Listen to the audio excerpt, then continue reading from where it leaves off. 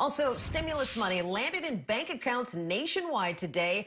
While it will be a help, many D.C. area residents are questioning just how far that money can really go. Fox 5's Ike Egiachi is live in Southwest tonight with the story. Ike. Yeah, Sean, those $1,200, it isn't enough. Simply put, because we just don't know how long this crisis is going to last. Now, we crunched the numbers to see if it's even possible to live off $1,200, and let me tell you something, it doesn't match at all. Take a look. Let's be honest, $1,200 just isn't enough. We crunched the numbers just to show you how little it will go. Here's the average cost for one-bedroom apartments in our area. Alexandria coming out on top at around $1,643 a month.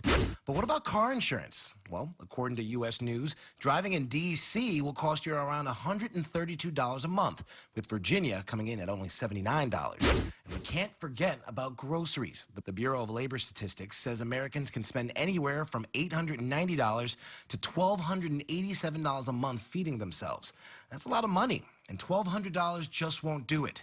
Financial expert Steve Siebold says when you get paid, don't be a sucker. If you're getting a check for $1,200, you don't have any money, most likely. I would recommend buying food and storing and keeping some of the cash and possibly not paying certain debts until we know when we're all going to get to go back to work. Those three necessities could run you around $2,500 a month. For just one person. So we decided to ask you, that's really enough. What are you spending your stimulus checks on? I would spend with help with my rent. I am putting it into savings so that I can get an emergency fund going. Bills. My rent, my bills. I plan on spending my stimulus check on catching up on bills and just making sure everything at home stays at home.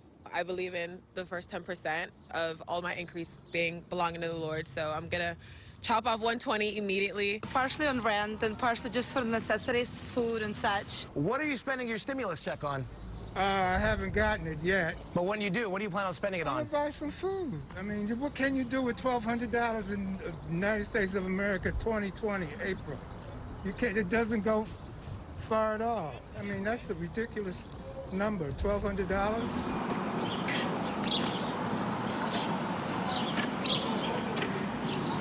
Again, Siebold says the best thing you can do with that money now is spend it on those necessities. So we're talking about food. We're talking about toilet paper, tissue paper, anything you need right now, because we don't know how long this is going to last. Back to you in the studio.